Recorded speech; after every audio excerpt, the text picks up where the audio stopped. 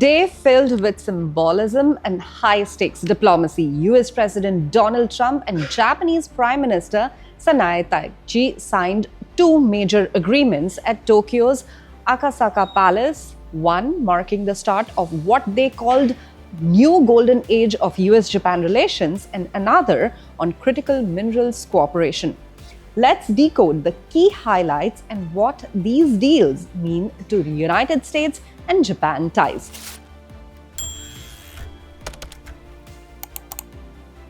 The signing, witnessed by top officials and diplomats, was followed by a round of photographs with the freshly inked documents, which is a hallmark of Trump's signature deal-making style.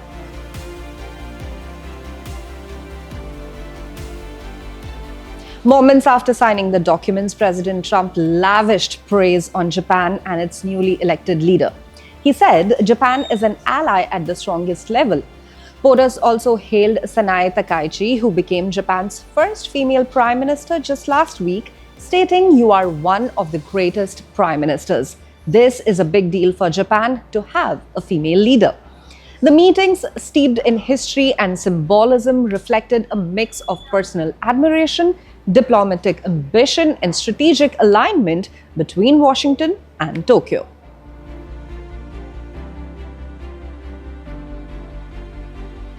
The first of the two documents, dubbed the New Golden Age of US-Japan relations, reaffirms and builds upon a series of agreements the two allies signed earlier this year.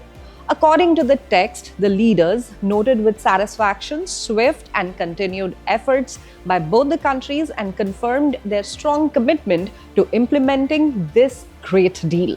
The agreement states that both the nations will work to strengthen economic security, promote economic growth, and thereby continuously lead to global prosperity. It adds that Trump and Takaichi have directed their respective ministers and secretaries to take further steps for a new golden age of the ever-growing US and Japan alliance.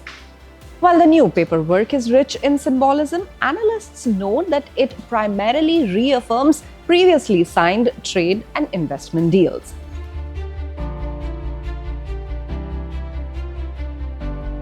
Under the trade agreement, the US will impose a 15% tariff on nearly all imports from Japan, including its massive automotive sector, down from the 25% originally threatened by Trump earlier this year. In return, Japan has pledged to invest $550 billion in the US economy and to purchase more American goods in sectors such as automobiles, aircraft, agriculture, and energy. The move is expected to further cement economic interdependence between the two nations while easing earlier trade tensions. The deal also aligns with Trump's broader economic agenda of recalibrating trade relationships while incentivizing foreign investment in the United States.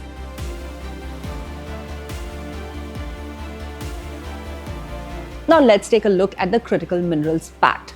The second agreement signed today focuses on the supply and production of critical minerals, which are basically essential resources used in electronics, electric vehicles, and defense equipment.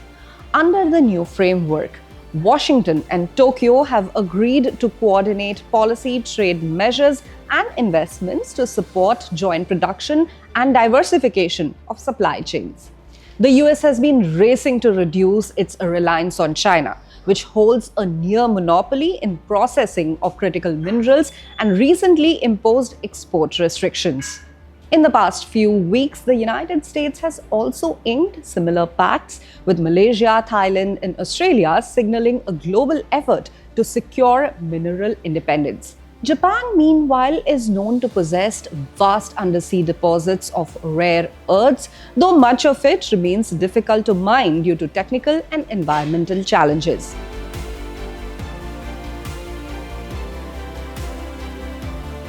The New Deal has significant implications for both countries' auto sectors. Japanese vehicles and car parts entering the United States will now face a 15% tariff, while American automakers who import vehicles and parts primarily from Canada and Mexico continue to face 25% tariffs under separate trade rules. For Japan, The stakes are particularly high. The automotive industry contributes a roughly 10% of Japan's GDP and nearly 20% of its manufacturing output. It remains one of Tokyo's largest export sectors and the focal point of Japan's trade surplus with the United States. This bilateral development also coincides with the Japan Mobility Show, which is one of the world's biggest automotive expos, set to open in Tokyo on Wednesday, and is a fitting backdrop for a day dominated by trade and industry news.